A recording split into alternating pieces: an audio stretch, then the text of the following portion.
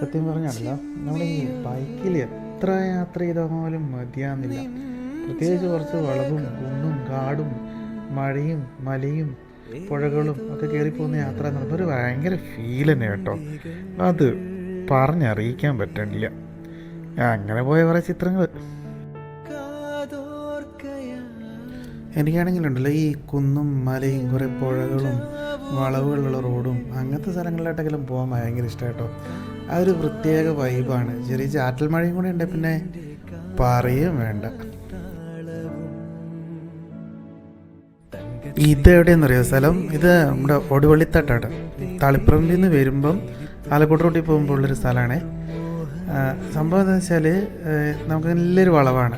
പിന്നെ താഴെ നിന്ന് വണ്ടി വരുന്നതെല്ലാം കാണാൻ പറ്റും. പിന്നെ ബസ്സൊക്കെ വരുമ്പോൾ താഴെ പള്ളിയുണ്ട്, അത് കാണാൻ വേണ്ടിയിട്ട് ഭയങ്കര രസമായിരുന്നു.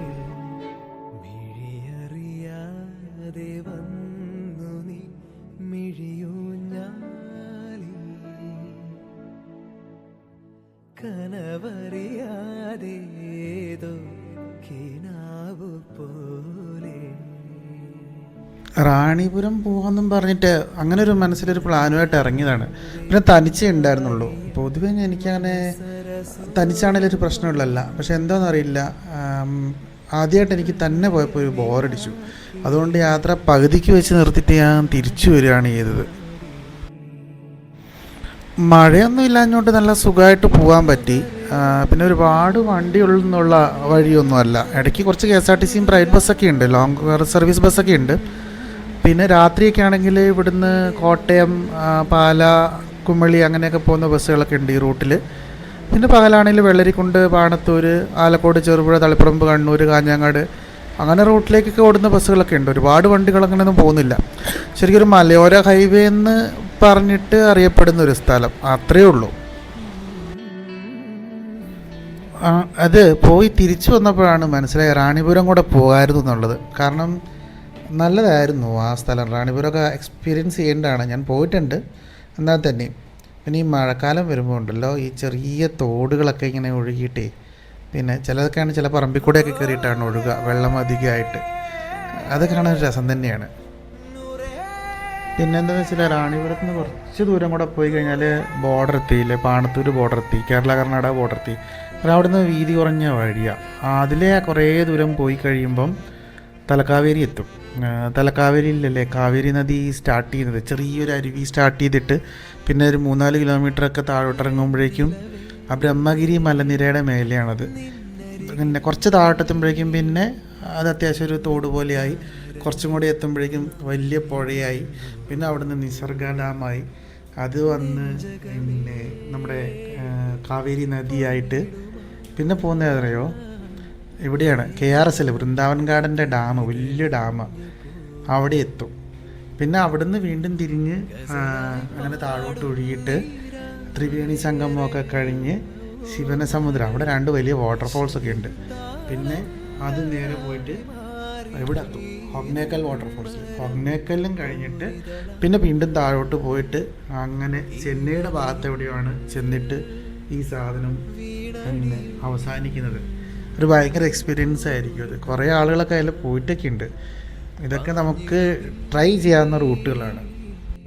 പിന്നെ വേറെന്താ വെച്ചാൽ, ഇപ്പം കണ്ണൂരിൽ നിന്നാണെങ്കിൽ ഒരു ഓൾ കേരള മനസ്സിലുണ്ട്.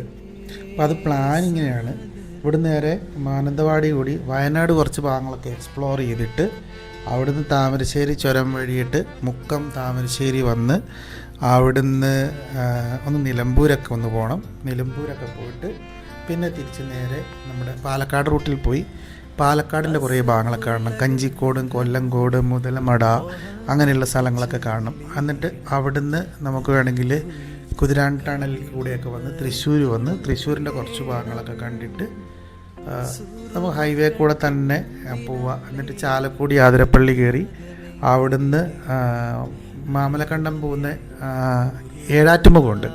ഏഴാറ്റുമുഖം കൂടിയിട്ട് അങ്ങനെ നമ്മുടെ ഹൈവേ അല്ലാതെ വേറെ റൂട്ടിൽ കൂടെ പോയിട്ട് അതിലേ പോയി തിരിച്ച് നമുക്ക് മലയാറ്റൂരൊക്കെ എത്തും. മലയാറ്റൂരിൽ നിന്ന് മാമലക്കണ്ടം, പന്തപ്ര അങ്ങനെ കയറിയിട്ട് നേര്യമംഗലം വഴി ഒന്ന് ഇടുക്കി, മൂന്നാറൊക്കെ എക്സ്പ്ലോർ ചെയ്ത് കട്ടപ്പന, വാഗമണ്ണൊക്കെ കൂടിയിട്ട് നമുക്ക് വേണമെങ്കിൽ മുണ്ടക്കയം വന്ന് മുണ്ടക്കയത്ത് നിന്ന് റാന്നി ആ റൂട്ടിൽ അങ്ങനെ പോയിട്ട് ട്രിവാൻഡ്രം പോവുക.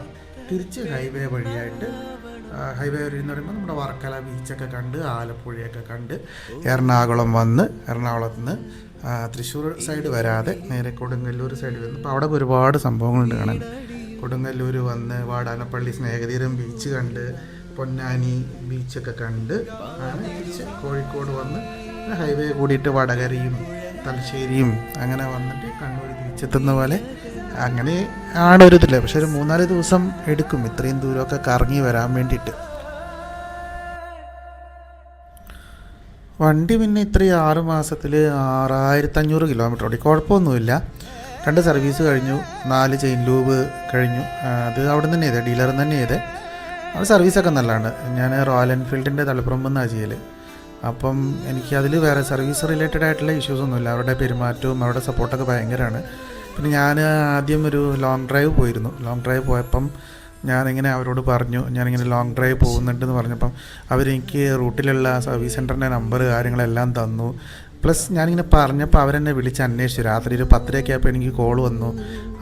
നമ്മുടെ സെയിൽസിലെ എടുത്തയാൾ എവിടെ എത്തി, എന്തെങ്കിലും സ്റ്റേ കോഴിക്കോട് എന്തെങ്കിലും അറേഞ്ച് ചെയ്യണോ എന്നൊക്കെ ചോദിച്ചിട്ട് മീൻസ് അവരുടെ ഒരു നല്ല സപ്പോർട്ടായിരുന്നത്. അത് എനിക്ക് ഭയങ്കര പ്ലസൻ്റായി. പിന്നെ വേറെ എന്താ വെച്ചാൽ നിർത്താതെ അങ്ങനെ ഓടിക്കൂല. ഞാനൊരു 50 കിലോമീറ്ററൊക്കെ അല്ലെങ്കിൽ 40 കിലോമീറ്ററൊക്കെ ഓടിക്കുമ്പം ഒരു 10 മിനിറ്റ് ബ്രേക്ക് എടുത്ത് വണ്ടി തണുപ്പിച്ച് ഞാനും ഒന്ന് തണുത്ത് വെള്ളമൊക്കെ കുടിച്ചിട്ട് അങ്ങനെയൊക്കെ പോലുള്ളൂ. ബ്രേക്ക് എടുക്കുക എനിക്ക് ഓട്ടത്തിനേക്കാളും കൂടുതൽ ചിലപ്പം ബ്രേക്ക് ആയിരിക്കും. ഇപ്പോൾ പറയുന്നത് 2 കൺസെപ്റ്റിൽ എൻ്റെ ഒരു ഫ്രണ്ട് വിളിച്ചിട്ടുണ്ട്. ഒന്ന് വന്നിട്ട് ഏഴരപ്പള്ളി എന്ന് പറഞ്ഞാൽ ഇപ്പം ക്രിസ്ത്യൻസിൻ്റെ ഇടയിലാണെങ്കിൽ ഒരു വിശ്വാസമാണ്. തോമസ് ലീഗ കേരളത്തിൽ വന്നിട്ട് 7 പള്ളികളും ഒരു അരപ്പള്ളി സ്ഥാപിച്ചു എന്നുള്ള ആ ഒരു കൺസെപ്റ്റ് പറഞ്ഞ്. അപ്പോൾ അതിനകത്തുള്ള 7 പള്ളികളുണ്ട്. അതിനകത്ത് കൊടുങ്ങല്ലൂർ, നിരണം, അങ്ങനെ വാരാപ്പുഴ, നിലയ്ക്കൽ, എനിക്ക് കൃത്യമായിട്ട് അറിയില്ല. പിന്നെ മലയാറ്റൂർ, പിന്നെ തമിഴ്നാട്ടിലാണ് ഒരു സ്ഥലം, ട്രിവാൻഡ്രം കഴിഞ്ഞിട്ട് പോകണം. അങ്ങനെ ആ ഒരു സ്ഥലം പറഞ്ഞു. പിന്നെ 7 ബീച്ച് റൈഡ് എന്ന് പറഞ്ഞിട്ട് വേറൊരു സംഭവം കൂടെ പറഞ്ഞിട്ടുണ്ട്. അത് ഒന്ന് തലശ്ശേരി മുഴപ്പിലങ്ങാട് ബീച്ച് വന്നു, കോഴിക്കോട് കാപ്പാട് പൊന്നാനി വന്നു, വാടാനപ്പള്ളി സ്നേഹതീരം ബീച്ച് വന്നു, നമ്മുടെ പറവൂരല്ലായിരിക്കുമല്ലോ എറണാകുളം സൈഡിലൊരു നല്ല ചെറായി ബീച്ച് വന്നു, പിന്നെ ആലപ്പുഴ, വർക്കല, അങ്ങനെ ആ ഒരു കൺസെപ്റ്റ് റൈഡ് അതും പറഞ്ഞിട്ടുണ്ട്. അപ്പം ഏതിനായാലും വരണമെന്ന് പറഞ്ഞിട്ട് എന്നെ വിളിച്ചു. പക്ഷേ ഈ 2 കംപ്ലീറ്റ് ചെയ്യണമെങ്കിലും 3 ദിവസം വേണം. അപ്പോൾ എനിക്കിപ്പോൾ ഒന്നിച്ച് 3 ദിവസം ഇല്ലാത്തതാണ് പ്രശ്നം. അതുകൊണ്ട് തൽക്കാലം അങ്ങനെ പെൻഡിങ് വെച്ചിട്ടുള്ളത്. നോക്കട്ടെ, സമയം കിട്ടുകയാണെങ്കിൽ അതും കൂടെ ചെയ്യുന്നുണ്ട്.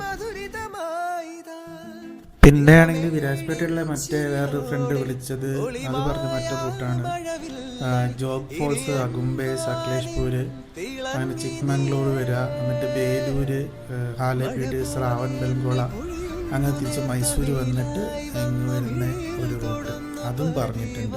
അത് രണ്ടും ഇങ്ങനെ മനസ്സിലിങ്ങനെ ഒരു ഷോർട്ട് ലിസ്റ്റ് ചെയ്തിട്ടുണ്ട്. പക്ഷേ ഇതെല്ലാം കംപ്ലീറ്റ് ചെയ്യേണ്ട പ്രശ്നം വെച്ചാൽ 3 കംപ്ലീറ്റ് ഫുൾ ഡേ തന്നെ നമുക്ക് കിട്ടണം. എന്നാലേ 3 ദിവസം മതിയാവും എന്നുള്ളതാണ്. 3-3.5 ദിവസം എന്തായാലും വേണ്ടി വരും. അപ്പോൾ ആ ഒരു സമയം കിട്ടാത്തതുകൊണ്ടാണ് എല്ലാം ഇങ്ങനെ പെൻഡിങ് ഇരിക്കുന്നത്. കുറച്ച് ദൂരം ഓടിയപ്പം പിന്നെ ഒരു ബ്രേക്ക് പിന്നെ എടുത്തു. പിന്നെ അവിടെ ഒരു പുഴയുണ്ടായിരുന്നു. ആ പുഴയിലൊക്കെ കുറച്ച് നേരം അതിൻ്റെ സൈഡിലൊക്കെ പോയി നിന്നു. വെള്ളമൊക്കെ കുറച്ച് നേരം നോക്കി നിന്നു. മഴക്കാലമായതുകൊണ്ട് തന്നെ നല്ല വെള്ളമൊക്കെ നല്ല കുത്തി ഒഴുകിയാണ് വരുന്നത്. അപ്പം അതൊക്കെ കാണുമ്പോൾ ഒരു രസം, ഒരു സന്തോഷം.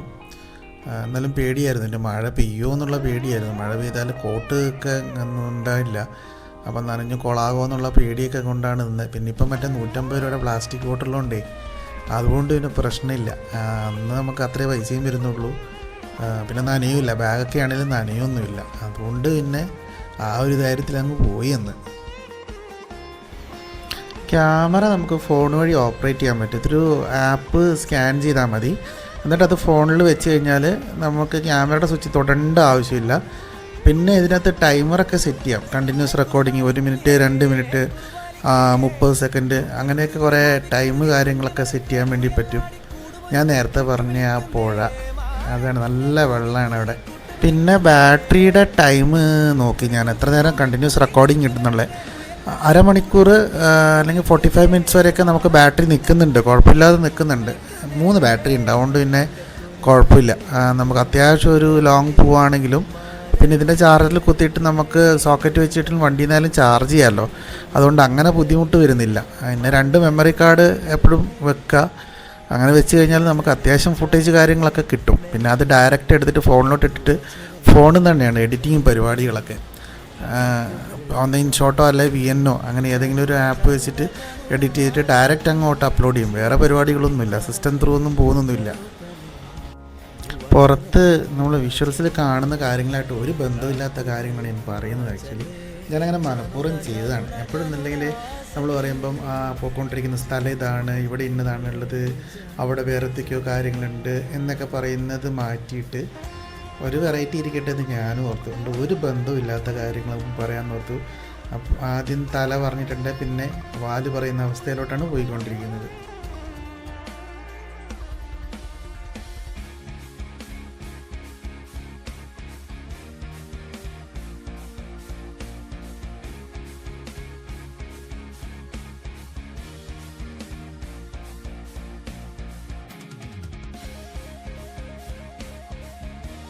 എനിക്കൊക്കെ ആണെങ്കിൽ ആഴ്ചയിൽ 6 ദിവസവും കണ്ടിന്യൂസ് ഡ്യൂട്ടിയും ലീവിൻ്റെയൊക്കെ ബുദ്ധിമുട്ടുകളൊക്കെ ഉള്ളതുകൊണ്ട് അങ്ങനെ എവിടെയും പോകാനൊന്നും പറ്റില്ല. പിന്നെ ഇടയ്ക്ക് ഇതുപോലെയൊക്കെ പോകുമ്പം അത് പോകുന്നത് മെമ്മറി ആക്കി വെക്കുക എന്നുള്ളത് മാത്രമേ ഉള്ളൂ. കുറച്ചൊന്നൊരു തിരക്കൊക്കെ ഒന്ന് ഒതുങ്ങി കഴിയുമ്പോൾ കുറച്ചും കൂടെ കൂടുതലൊന്ന് നോക്കി കുറച്ചും കൂടെയൊക്കെ ട്രാവൽ ചെയ്ത് കുറച്ചും കൂടെ മെമ്മറീസ് കുറച്ച് ഭംഗിയാക്കണമെന്നുണ്ട്. ഇൻ ഫ്യൂച്ചർ എല്ലാം നടക്കുമായിരിക്കും എന്ന് പ്രതീക്ഷിക്കുന്നത്.